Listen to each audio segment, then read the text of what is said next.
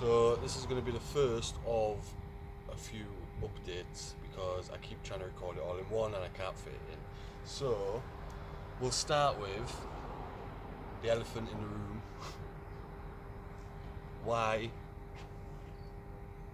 has this happened? So we'll start at the end, shall we? Worst case scenario is this will end up being a winter shed. Worst case scenario. That's not the plan, but worst case scenario, it's a safe place for the winter and it'll be a shed for all of my things. So worst case scenario, because I'm sure people are already thinking this is a terrible idea, but I'll try my best to justify it the best I can. So worst case scenario, a winter shed. I hope the audio is okay. I did play around. For some reason the phone, if it's not in selfie mode, it does it. The reason I'm not filming on the GoPro is because I can't edit it on the laptop at the minute because I don't have the editor. So that's why it's getting recorded on the phone. It is a bit noisy. We're in a shipyard, so hopefully it's okay.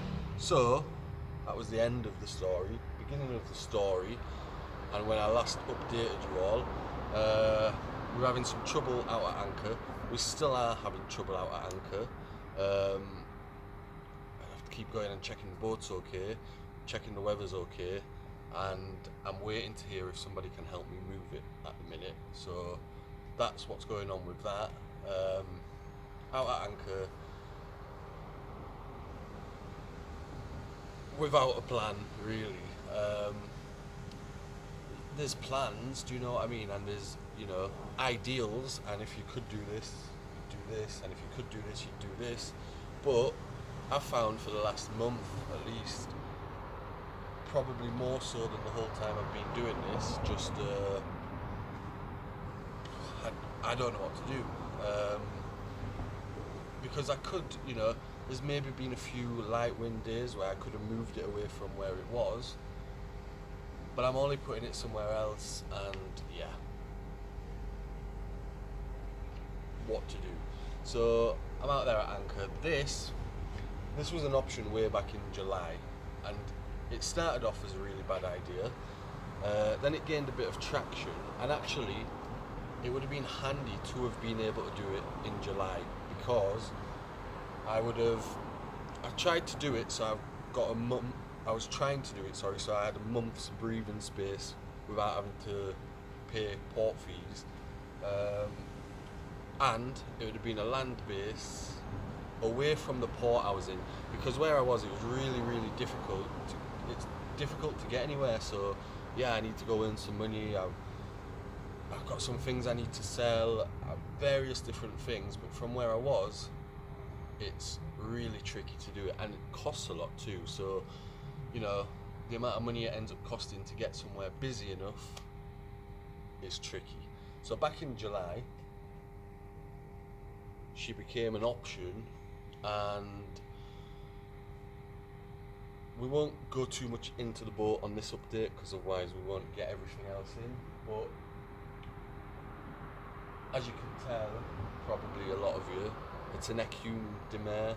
It's the older version with the sliding galley and the long roof. I'm not going to go into what the ideals are and if I was to pick between the two boats what I'd pick on this, but I've been obsessed with these for ages. Comes from when I was first on a little 26-foot boat, which is what she is, a horrible little 26-foot boat. And the sailing channel I used to watch probably the most was the Sailing Frenchman, hence the Sailing Yorkshireman. And he was on a little Ecume de Mer, probably not too far from here, and sailed around a bit and then sailed to the Caribbean. And I remember it was COVID and I spent the whole time watching that. And every time I see one in a port, I have to stop, and if I'm with someone, I have to say, that's an Ecume de Mer. And they're like, and? But yeah, I just always end up having to say it. So I've always had a little thing about them. Thing about them. Yeah, thing about them. And the story of how it ended up coming about. A guy he came to tell me to turn my solar light off on the back of an aeroplane.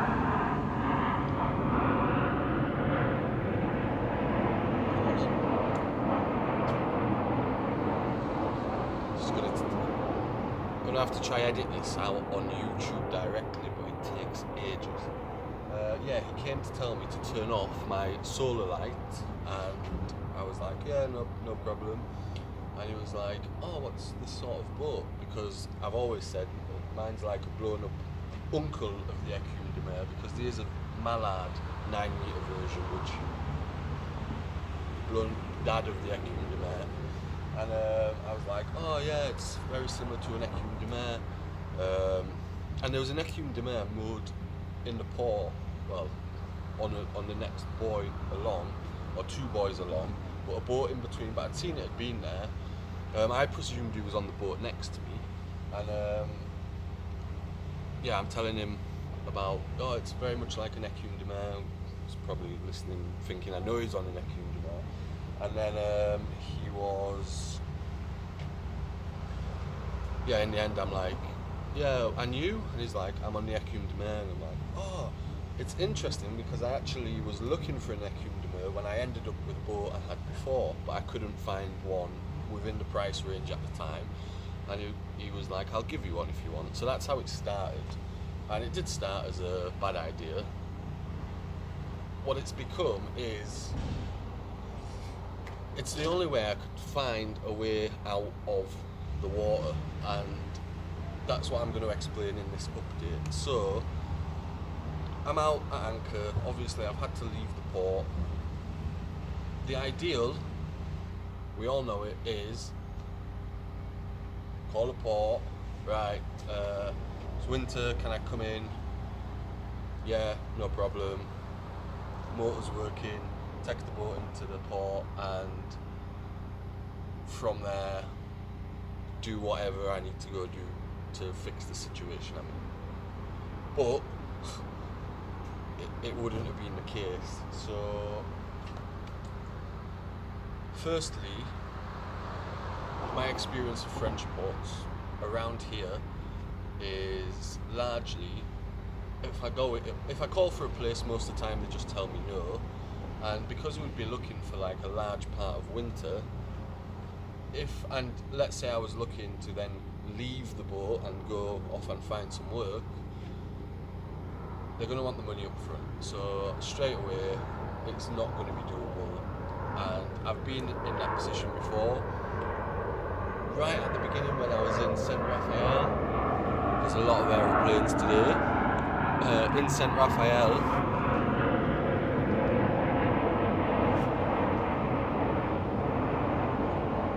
and I was having to get a bit of money here, and then like 3 days had passed, and they wouldn't just let me pay it when it was the end. And they used to come knocking on the back of the boat like, you need to come and pay. I paid them it all in the end, but yeah, the other issue is, straight away I'm going to be calling a port and saying, yeah, can I come in? I obviously wouldn't say I need to pay you at the end of the month, but you're meant to go in as soon as you get into the port and pay for how long you're going to be staying. Even if I was going and saying, alright, well, I'll say a week, I didn't have that. So yeah, and then it would have been a case of also saying to them, oh, and by the way too, I can't actually get into a berth, so do you mind coming and giving me a hand? I'm not sure if they charge for that all ports. Some probably do, some don't. So yeah, I really was kind of stuck. So being stuck in that situation as well, I can sit at anchor, like the weather's not been as bad recently, but we don't have the annex anymore because somebody stole it. Got a little paddle board, but I don't have a proper pump for it, and I've tried to blow it up, but I basically end up swimming to and from the boat with a wetsuit on at the minute, but I can't take anything or bring anything. And I could sit on the boat until, maybe even hold in bad weather, because it's held in some really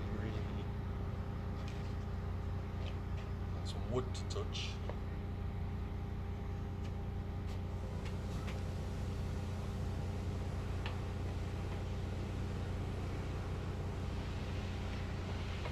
Really superstitious that minute. I don't want to say it. I am petrified of it going, but it's held in some really bad weather, and it might continue to hold in some bad weather. But I'm really limited what I can do from the boat. I can spend some time on the laptop.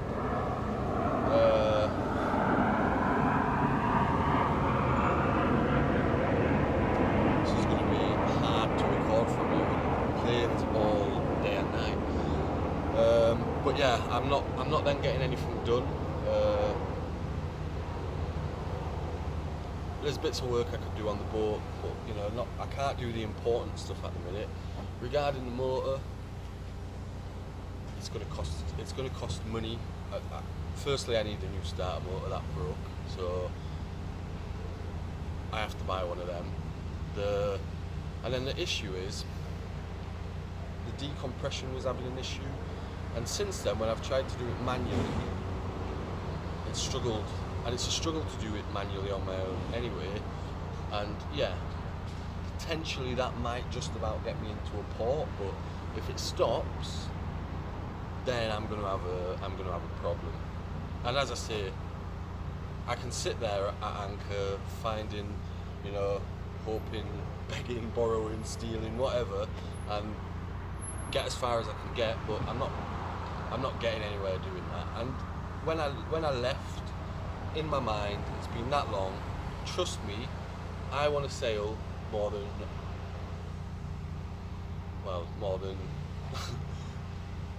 you can imagine. It's been that long, my desperation to, as we were at the beginning. I watched back through some of the videos the other night to try and come on, because yeah, that's what it's meant to be about. But the reality is, if you're doing this on no budget, you might get stuck somewhere. So that's what's happened. And you could write off the whole last year probably, because we're coming up to October, and October was the month that I broke the boat and got stuck where I was. And since then, yeah, been going and going. And I wouldn't say there's no progress, because I have thought about this the other day. Did I give the wrong boat away? And I don't think so. It's just a case of everything else didn't go to plan, work didn't go to plan, and then 15 boat trips I ended up turning down that I didn't even advertise for, just from what I'd done the summer before. So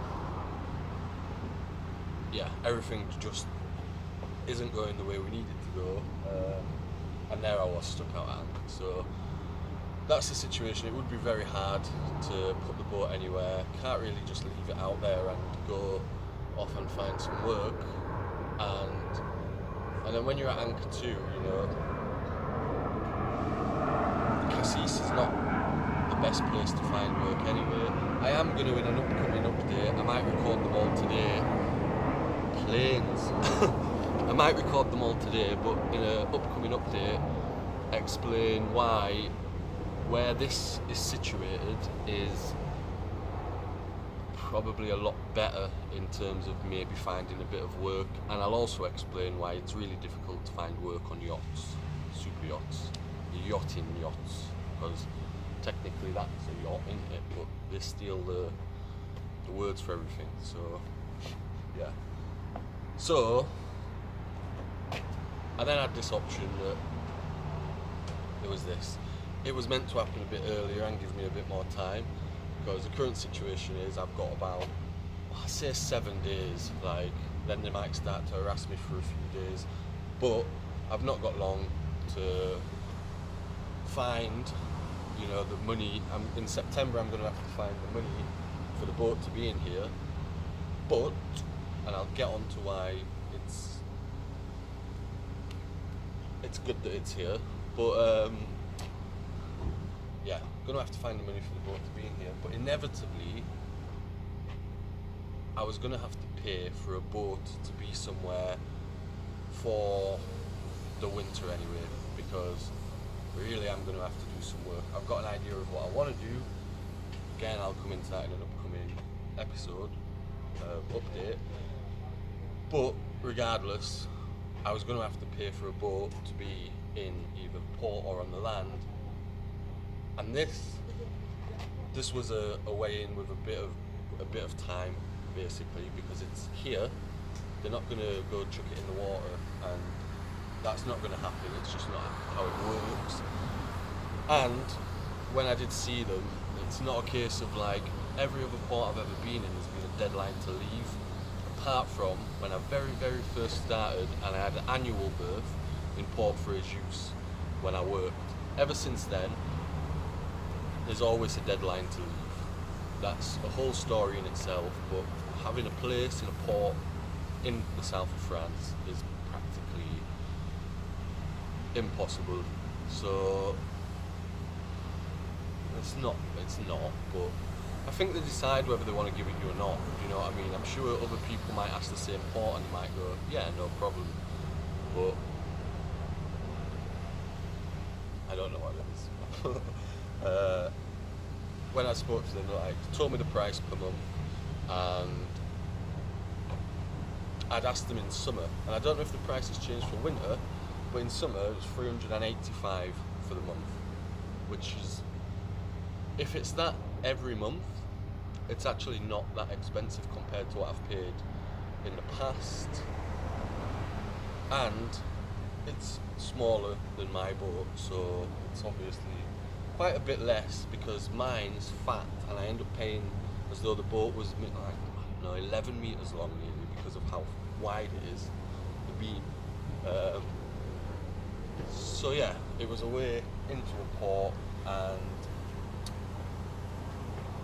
going forwards, the plan is, and I'll put this on a separate video because I've not got enough memory. I'm going to have to upload one.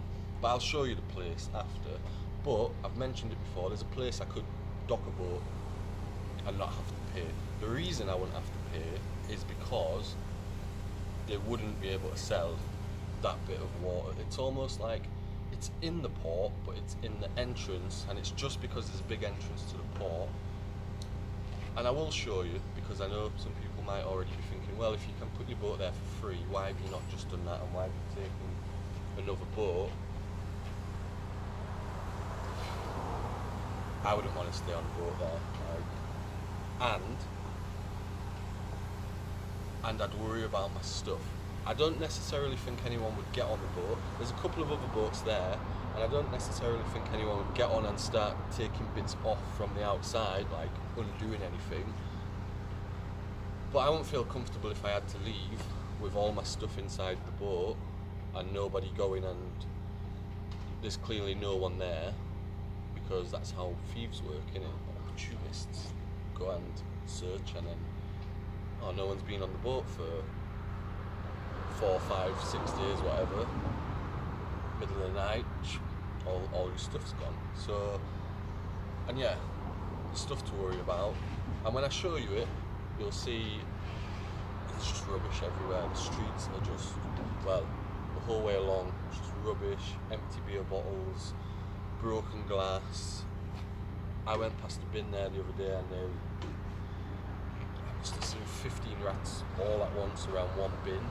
So it's one thing leaving a boat there, and it can stay there, but you wouldn't want to be on it.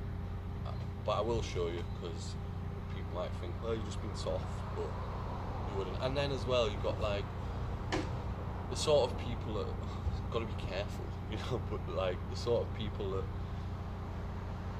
I won't go into it, because yeah, I don't want to start making enemies. But you wouldn't want to be sat outside.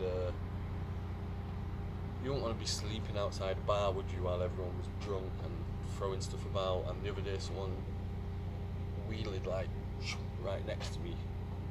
Yeah, you wouldn't sit comfortably. You'd always be on edge. It wouldn't be ideal, but it is free.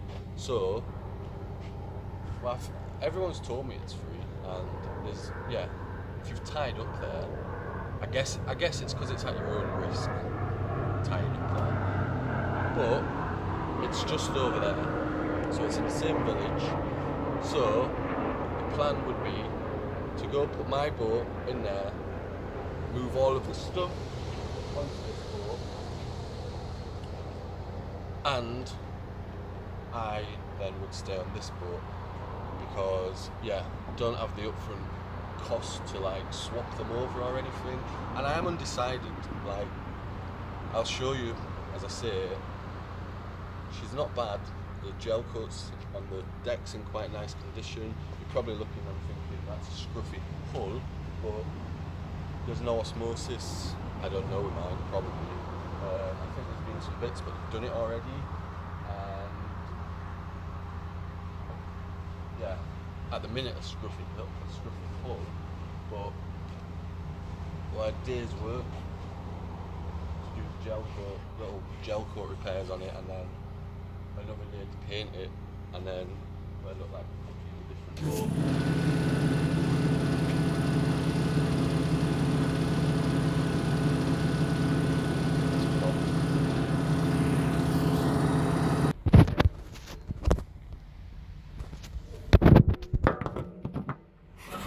Inconvenient. I forgot where I was now, and I've got 3 minutes because then the memory's full. What was I saying? Yeah, bad hull, wouldn't take long to do. Yada yada yada. But yeah, that it was away onto the land, and it's a way I can have two boats in the same place at one cost, and I was going to have to pay something anyway unless I was willing to lose all of my stuff. And again, I will do this in a separate update, because I think it's easy to think, well, you just lose a boat and stuff's just stuff, but I'm talking about like the valuable stuff. I don't have a house on the land I can just go to. Like, that's been me for the last nearly 2 years. Well, yeah, 2 years. So there's value, tools, solar panels, to go work for a few months but then lose all of that. It's not really worth it. And if I had to go rent somewhere to live, I'd struggle to find rent in France for €385 a month, and I know home is normally linked to where you're from, but I've lived in France for a long time, and ideally it's around here where I find some work to do, because it's where I live. So yeah, and I said potentially, just to finish off, that maybe, worst case scenario, a boat has ended up being a shed for the winter, but that's really not the plan. And when I show you around it in an upcoming update, I know it's very difficult to make money off boats, but I have had a good look around it. I've got all the parts for it, and as I say, if it just ended up being a shed, it's fine. I ain't gonna spend any money on it. I've already got some gel coat filler. I've got some paint for the hull. I don't think I'd need to paint the deck, so it's not a case of me having to spend any money on that boat. It needs some line, some halyards, sheets, etc. But if it was in a situation where I could potentially sell it, I'd take them off my boat for the meantime, because it's not going anywhere, is it? But we needed to think what we was going to do for winter, and we needed to think what was the safest thing to do. And with no budget, as much as I'd like to say I can stay out there without a budget more than most, or survive off very little more than most, to be fair. But there's no point just going out there surviving for the winter. As I say, I wanted to go to Porquerolles and go try do something from there, because it's nice over there. Believe me, I'm not I'm definitely not in the place I want to be here, but that's what we're doing. So in the next one of the next updates, I'll let you know my plan to try and make some money. It's going to run out, so I quickly have to say thank you to everyone who supported recently. In the next update, I will go through the names, etc., because I really don't want to miss anyone out, but I do really appreciate it. And